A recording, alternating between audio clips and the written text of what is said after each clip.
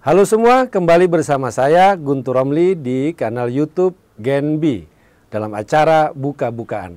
Berdasarkan hal-hal yang kami lihat, memang ada banyak karetnya pasal ini. Oh, banyak karet ya. Ini gampang banget sepertinya. Jadi sebenarnya saat permohonan ini disiapkan, saat permohonan ini akan diajukan, bukan itu yang kita lihat, bukan vonis yang kita lihat. Yang kita lihat adalah memang ada masalah yang real. Saya mungkin akan bisa tunjuk nih, apa sih yang salah? Yang salah. Tolong jelaskanlah. Perbuatan seperti apa yang bisa melanggar pasal 21 ini? Menurut kami perlu dijelaskan ada kata-kata perbuatan melawan perbuatan melawan hukum itu ya. Kami tidak takut dianggap golongan anti korupsi karena yang kita bela ini adalah hukum dan penegakan hukum. Saat hukum itu tidak jelas dan saat hukum itu tidak adil, maka memang harus ada orang-orang yang berani menyuarakan ketidakadilan dari hukum itu sendiri.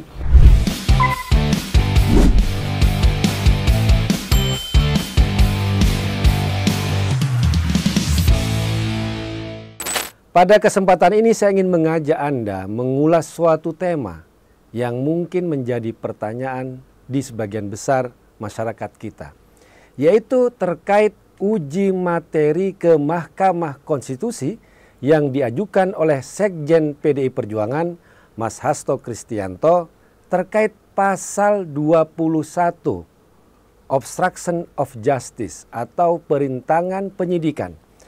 Yang menarik adalah dalam vonis yang dibacakan oleh hakim, Mas Hasto Kristianto tidak terbukti melakukan tindakan perintangan penyidikan, yaitu pasal 21.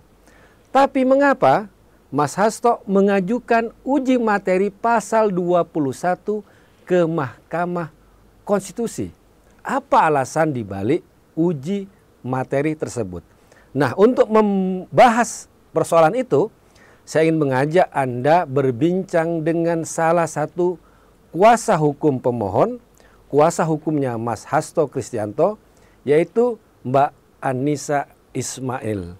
Terima kasih Mbak sudah datang di Genbi. Ya, Mbak Anissa, saya mulai dari pertanyaan pertama mungkin Mbak, yang mungkin orang ingin tahu apa sih alasan pemohon, yaitu Mas Hasto Kristianto, mengajukan uji materi pasal 21 tentang perintangan penyidikan, padahal Mas Hasto tidak terbukti melakukan tindakan perintangan penyidikan kalau kita kembali kepada vonis yang dibacakan oleh majelis hakim ketika sidang itu. Mungkin Mbak, silakan. Terima kasih. Secara timeline, memang vonis itu dibacakan hari Jumat. Permohonan ini kami dimasukkan hari Kamis, dan memang persiapannya sudah jauh sebelum.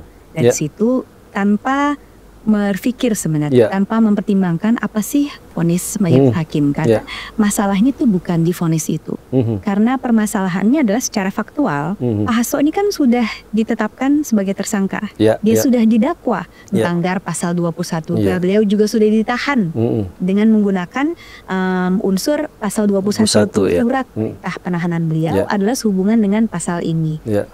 Ada apa ya?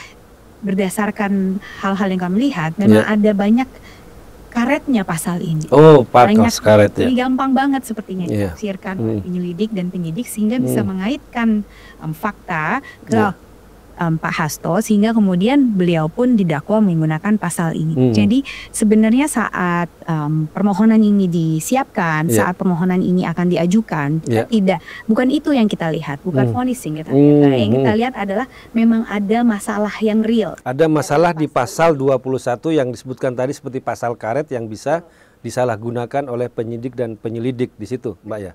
Ya, jadi pengajuan materi pasal 21 sebenarnya nggak berhubungan ya dengan meskipun Pak Hasto itu tidak disebut tidak terlibat dalam pasal 21, tapi karena ada memang masalah dengan pasal 21 dan Mas Hasto itu ditahan, maka diajukan materi. Masalah yang disebut dengan pasal karetnya itu apa, Pak? Contohnya misalnya dari pasal 21 itu. Pasal 21 ini kalau bisa dibaca, dia itu luas sekali. Jadi dia bilang orang yang dengan sengaja mencegah, saya baca aja ya, karena sepertinya akan lebih jelas kalau misalnya kita pahami persis pasalnya seperti apa, dan nanti saya mungkin akan bisa tunjuk nih apa sih yang salah. Jadi pasal 21 itu bilang, tiap orang yang dengan sengaja mencegah, merintangi, atau menggagalkan secara langsung atau tidak langsung penyidikan, penuntutan, dan pemeriksaan di sidang pengadilan terhadap tersangka dan terdakwa atau para saksi dalam perkara korupsi dipidana dengan pidana penjara paling singkat 3 tahun, paling lama 12 tahun, dan denda paling sedikit 157 juta rupiah, paling banyak 600 juta rupiah. Elemennya banyak di sini. Mungkin yang pertama yang bisa saya jelaskan adalah elemen pertama mengenai orang yang dengan sengaja mencegah, merintangi atau menggagalkan secara langsung atau tidak langsung. Perbuatan di sini, menurut kami berdasarkan fakta-fakta yang terlihat dan kasus-kasus lain ini kurang jelas. Kenapa? Karena perbuatannya itu luas. Dia tidak ngomong perbuatan hanya yang dilarang, itu hanyalah perbuatan yang melawan hukum. Kenapa ini penting? Karena beda kan? Perbuatan secara umum dan perbuatan yang melawan hukum. Karena kalau kita pikir nih misalnya Pak Hasto mengajukan pra-peradilan. Pra-peradilan itu kan sebenarnya hak beliau sebagai tersangka. Memang hak yang dimiliki oleh semua orang dari negara. Dan saat kita memasukkan permohonan pra-peradilan ke PN, itu tujuannya apa? Menggagalkan status tersangka, tersangka atau penahanan itu bisa diinterpretasikan menggagalkan proses pemeriksaan di pengadilan. Dengan pasal 21 yang sekarang itu bisa dianggap merintangi ada potensi ke situ disampaikan oleh penyidik saat persidangan. Itu yang kemudian kita merasa loh, ini nggak benar gitu. Itu sebabnya bahwa perbuatan ini harus jelas. Perbuatan seperti apa sih yang akan dianggap mencegah, merintangi dan menggagalkan penyidikan gitu. Itu satu. Dan kemudian kedua ini unsur penyidikan, penuntutan dan pemeriksaan di sidang pengadilan. Kata-kata dan itu kan ada di situ. Menurut kami ada alasannya kenapa di situ. Jadi saat orang melakukan suatu obstruction of justice, dia tuh tidak cukup dia hanya merintangi penyidikan saja. Kalau berdasarkan kata-katanya nih, harusnya setidaknya saat suatu perkara sampai di sidang pengadilan, seharusnya tidak ada obstruction of justice karena pada faktanya pemeriksaan sidang pengadilan tetap terjadi, maka unsur penyidikan, penuntutan dan pemeriksaan yang dicegah tidak terpenuhi. Dan yang ketiga itu sebenarnya urusannya dengan hukuman. Ini yang mungkin kemarin banyak digaungkan, tapi kayaknya itu unsur yang paling gampang mungkin dimengerti. Kenapa hal ini penting? Yang kita minta adalah hukuman dalam pasal ini kalau bisa tuh tidak setinggi yang disampaikan di sini. Kenapa? Karena itu tidak proporsional. Tidak proporsional kenapa? Karena hukuman minimal yang disampaikan di sini adalah 3 tahun, paling lama 12 tahun. Sedangkan tindak pidana korupsi dalam undang-undang tipikor lain yang paling rendah itu maksimal adalah 5 tahun. Kalau kita melihat asas proporsionalitas, suatu tindak pidana tambahan seharusnya tidak lebih dari pidana pokok. Jadi kok yang korupsi, yang untuk pidana korupsi itu dalam tentu hanya 1 tahun atau sampai 5 tahun, tapi untuk obstruction of justice bisa 12 tahun. Jadi itu yang disebut dengan tidak proporsional itu. Nah, kemudian apa usulan yang diujikan dari nama pasal itu ya? Dari tiga titik itu ya. Yang pertama adalah yaitu kita minta mahkamah tolong jelaskanlah perbuatan seperti apa yang bisa melanggar pasal 21 ini. Menurut kami perlu dijelaskan ada kata-kata perbuatan melawan hukum. Perbuatan melawan hukum itu ya. Yang itu yang itu satu. Yang kedua bahwa mereka kita minta untuk menginterpretasikan atau mengkonfirmasikan interpretasi kami dan juga ahli yang kemarin yang dipersidangkan bahwa saat kita ngomong kata dan di dalam frase penyidikan, penuntutan dan pemeriksaan pengadilan itu artinya kumulatif.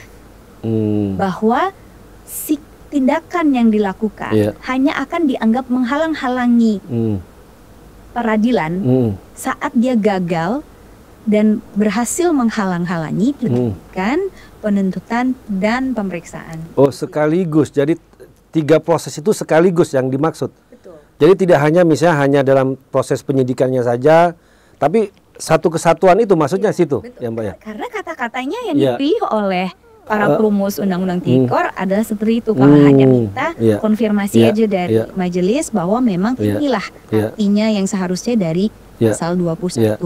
Dan terakhir, sehubungan dengan hukuman. Dengan mengingat asas proporsionalitas, karena ini bukan tindak pidana korupsi, ini hanya pidana tambahan, maka kemudian kami minta paling lama 3 tahun. Jadi kembali ke pertanyaan saya di awal, Mbak, berarti Mas Hasto melakukan uji materi karena memang pasal ini bermasalah, seperti disebutkan tadi ya.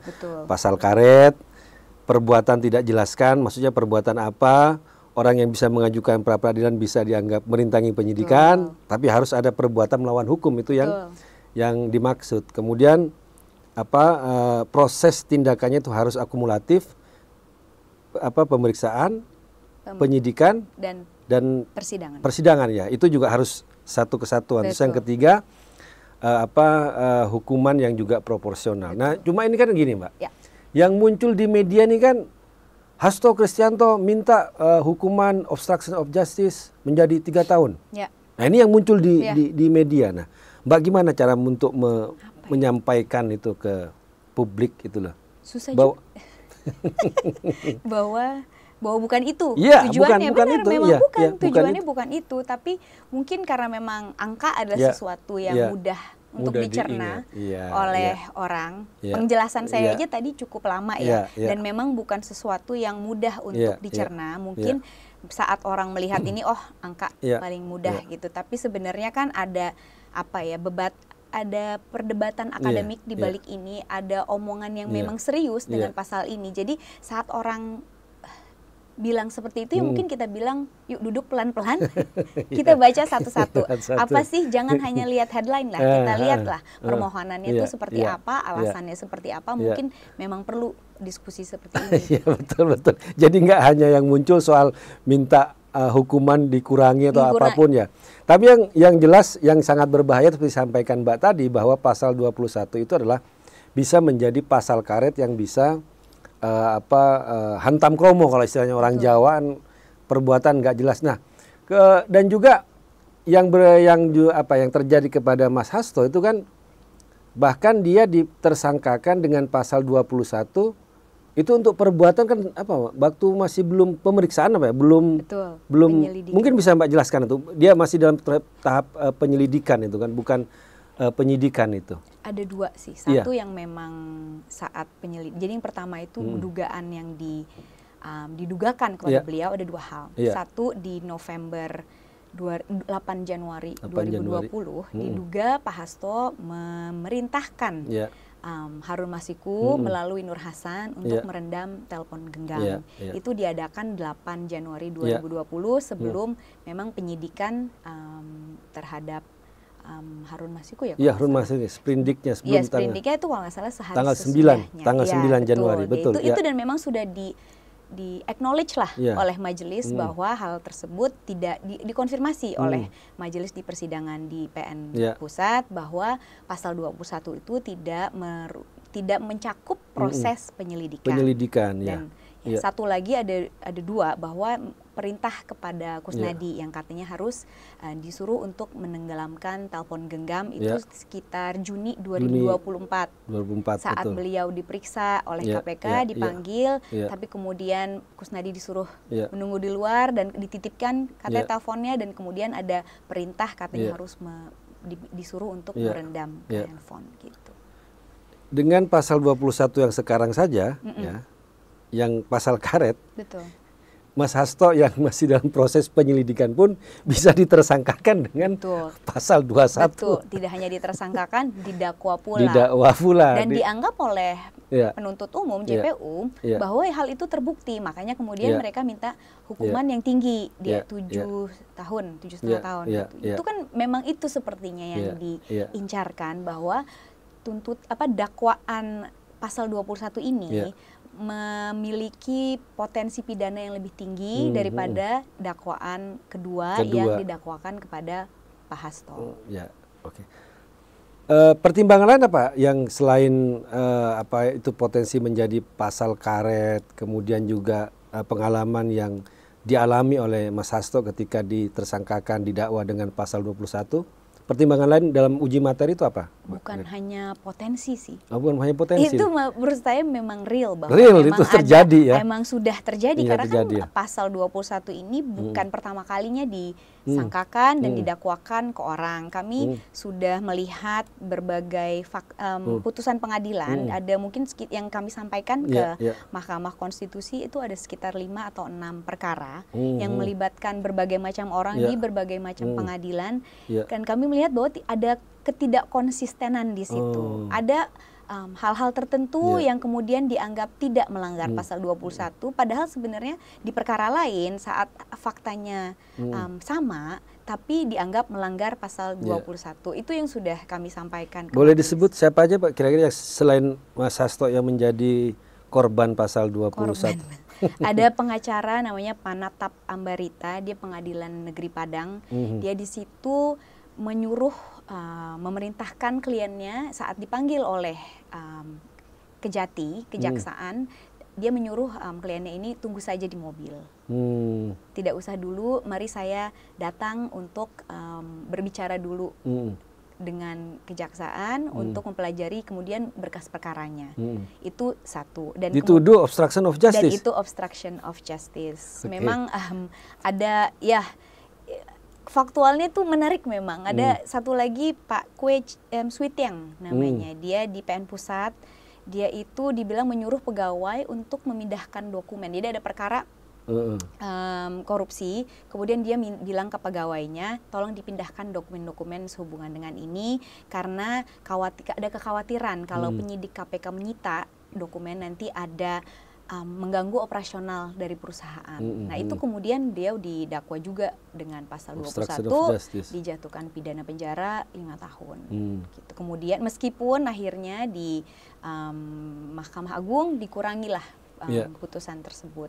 Ada Frederick Yunadi juga disebut, pengacara lain namanya Lukas SH juga salah satu contohnya, dia hanya menelpon. Menyarankan klien kalau menurut saya Anda tidak usah pulang ke Indonesia dulu. Itu juga dianggap obstruction of justice. Menyarankan sebagai seorang advokat, sebagai seorang advokat. Dan itu padahal tidak dilaksanakan oleh pengacara, oleh kliennya. Oleh kliennya tetap pulang. Oh, tapi dia tetap di obstruction of justice. Ya. Padahal tidak ada yang gagal di situ kan ya. Nah, pemeriksaan tidak gagal. Tetap diperiksa. Proses peradilan tetap pengadilan ya. Gitu. Cuma dia tetap kena obstruction of justice. Kena vonis berapa dia, Mbak? Tunggu saya lihat dulu ya. Akhirnya tuh dia di vonis 3 tahun. 3 tahun ya. Dan kemudian dikabulkan, dibatalkan oleh Mahkamah Agung di peninjauan kembali. Di PK ya. Di PK. Tapi setelah proses yang sangat panjang. Betul, itu kan sudah ada orang yang waktunya diambil, kebebasannya diambil hanya dengan pasal seperti itu. Seperti kasus Mas Hasto dituduh menenggelamkan HP, ditanya mana HP yang tenggelamkan, kan nggak ada. Ada, diambil oleh KPK. Malah yang ada yang diambil dan tidak ada bukti direndam air ya. Baik-baik saja nggak ada bukti dalam bukti bahwa dia terendam begitu. Contoh yang lain mungkin Pak? Itu? Udah sih. Udah itu yang beberapa, mungkin yang paling banyak mungkin pengacara ya? Pengacara. Ya, berarti Mbak Anissa juga perlu hati-hati. Insya Allah. Ya, Mbak, saya juga baca di yang di permohonan itu bahwa juga ada yang ini yang dipuji oleh majelis oleh hakim yang waktu di Mahkamah Konstitusi bahwa permohonan itu sangat lengkap, bahkan itu juga ada perbandingan dengan beberapa negara. Betul. Nah itu apa yang dimaksud itu Mbak? Yang perbandingan yang mana nih yang ini? Jadi kita melihat negara-negara seperti Prancis, Inggris, Singapura, Amerika, Jerman, Belanda. Kita mau lihat di sana itu hukuman obstruction of justice seperti apa dan dari segi nominal, maksudnya dari segi kuantitas, berapa tahun sih hukuman yang dijatuhkan kepada orang-orang yang melakukan perbuatan tersebut.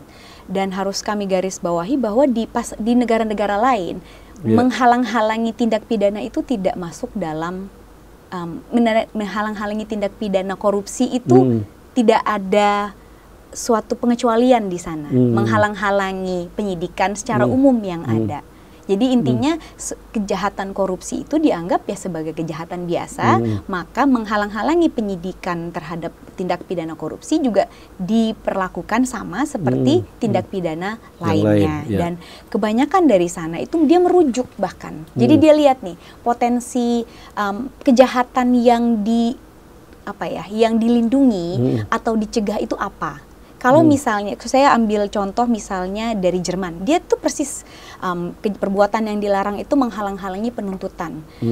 Di ancaman hukumannya itu bilang gini, tidak lebih dari 5 tahun atau denda dan percobaan tidak boleh dihukum. Menghalangi pelaksanaan hukuman. Jadi misalnya orang sudah divonis, kemudian orang ini kabur misalnya, ada orang yang membantu. Nah, orang yang membantu ini dibilang hukuman yang yang dijatuhkan kepada orang yang membantu ini tidak boleh lebih berat dari yang dijatuhkan ke pelanggaran sebelumnya. Jadi ada referensi di situ dan ada itu kembali ke asas proporsionalitas. Karena tindak pidana awal, tindak pidana tambahan tidak bisa dihukum lebih berat daripada tindak pidana awalnya. Jadi bahkan kayak di Singapura misalnya, dia bilang ini harus 1/4 dari pidana maksimal, kuantitasnya tuh jelas. Kalau misalnya kegiatan awalnya ini dapat dihukum dengan hukuman mati, misalnya, kejahatan yang menghalang-halangi penyidikan tersebut, tindak pidana pertama itu hanya boleh maksimal dihukum penjara 10 tahun misalnya. Kalau misalnya penjara hukuman dari tindak pidana awal kurang dari 20 tahun, maka kemudian dari tindak pidana menghalang-halanginya maksimal 1/4 dari tindak pidana tersebut. Itulah yang kami pikirkan itu masuk akal kan, bahwa tindak pidana tambahan yang hanya menghalang-halangi bukan inti dari tindak pidana yang mau dicegah, itu dia harusnya tidak lebih tinggi dari tindak pidana awal. Tidak asas proporsionalitas itu di negara-negara itu, bahwa pidana yang tambahan itu tidak boleh melebihi yang pokok. Nggak kayak sekarang ya. Korupsinya diancam 5 tahun, yang ngasih 5 tahun, tapi yang dituduh merintangi bisa 12 tahun. Betul. Ya. Selain itu saya juga ini Mbak, baca soal ada ratifikasi ya. Betul. Dari undang-undang kemudian menjadi undang-undang kita yang menjadi juga alasan dibalik uji materi itu, Mbak. Apa yang itu, Mbak? PBB ini kan dia sudah punya namanya United Nations Convention Against Corruption, itu dari tahun 2003. Terkenalnya UNCAC, itu singkatannya. Nah, kemudian Indonesia kan sebagai pihak, sebagai parti, kita sudah meratifikasi. Udah meratifikasi ya? Undang-undangnya dari tahun 2006 bahkan, secara keseluruhan, bahwa isi dari UNCAC ada beberapa pengecualian yang tidak terlalu relevan dalam diskusi ini, dan itu bahwa seharusnya UNCAC itu sudah menjadi hukum positif yang berlaku di Indonesia. Yang kami sampaikan kemarin adalah pasal 21 ini tidak sesuai dengan ketentuan UNCAC. Oh ya, undang-undang yang diratifikasi. Betul. Karena kenapa? Di UNCAC mereka tuh secara spesifik menjabarkan tindakan perbuatan apa. Jadi dia ngomong tentang ancaman fisik, intimidasi, kekuatan fisik.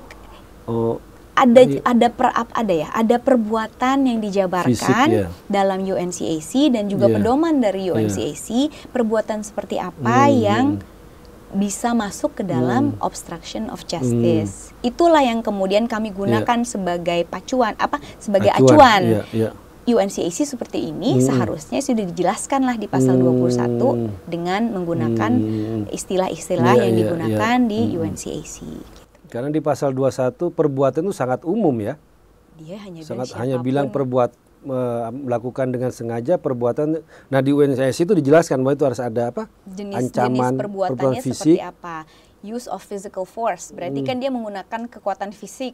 Ada threats, ada intimidasi, ancaman atau janji untuk memberi atau menawarkan sesuatu gitu. Itu disebut di UNCAC dan itu juga yang kemudian kamu bilang ini seharusnya sudah dipakai di pasal 21. Dan ini yang sampai sekarang belum menjadi rujukan di Undang-Undang Pemberantasan Korupsi itu yang UNCAC itu, Mbak ya. Seperti Dia ada tapi tidak digunakan. Apa istilahnya? Khas Indonesia banget kayaknya itu. Iya.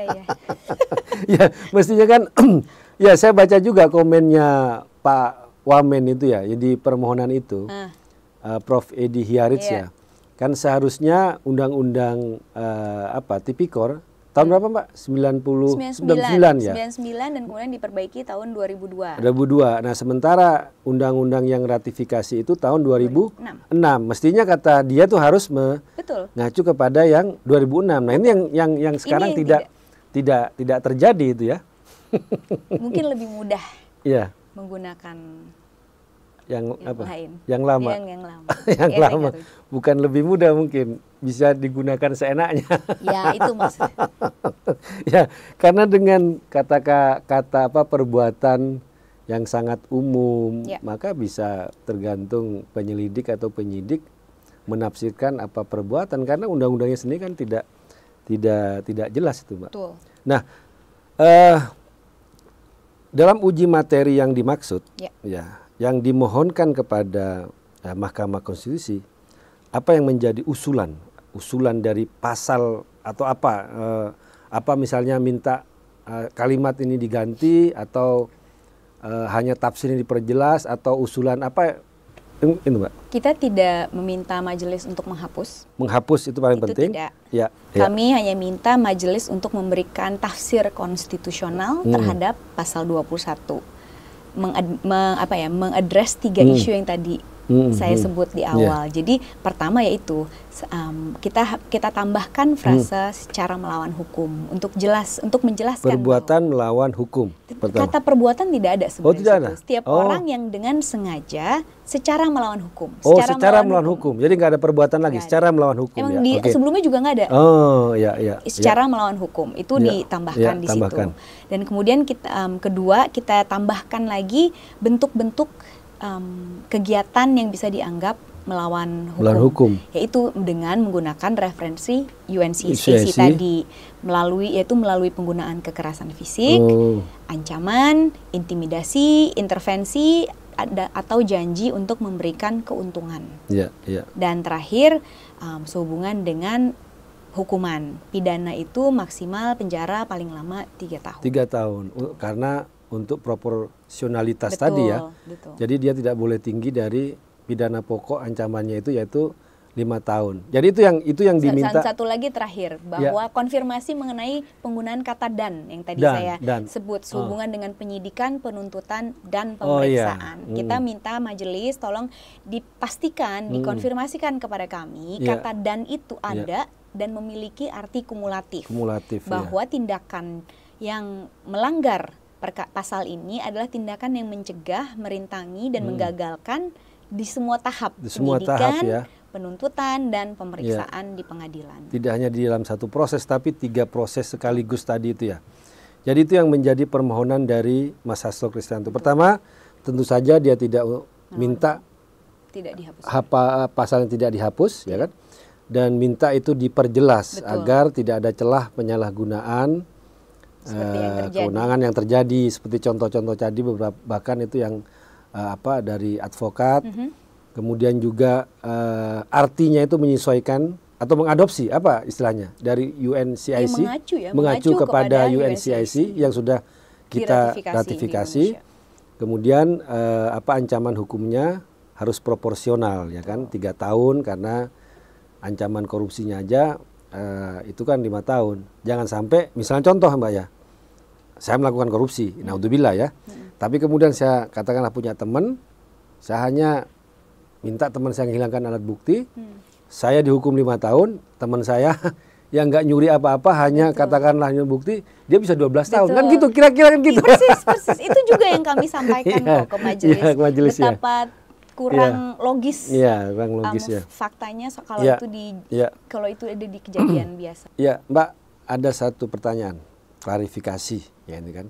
Jadi ketika Mas Hasto melakukan uji materi ini kan banyak anggapan bahkan tuduhan, wah ini enggak pro penegakan korupsi nih. Kok pasal 21-nya mau diotak-atik. Nah, gimana Mbak menjawab hal itu? Mungkin saya tidak bisa menjawab untuk Pak Hasto. Oh iya. Tapi sepertinya beliau juga melihat bahwa ada permasalahan di pasal ini, dan kami juga berdiskusi dan beliau juga tahu bahwa pasal ini juga digunakan untuk terhadap orang-orang lain yang mungkin tidak terlalu lantang suaranya seperti beliau. Justru kami tidak takut dianggap golongan anti korupsi, karena yang kita bela ini adalah hukum dan penegakan hukum.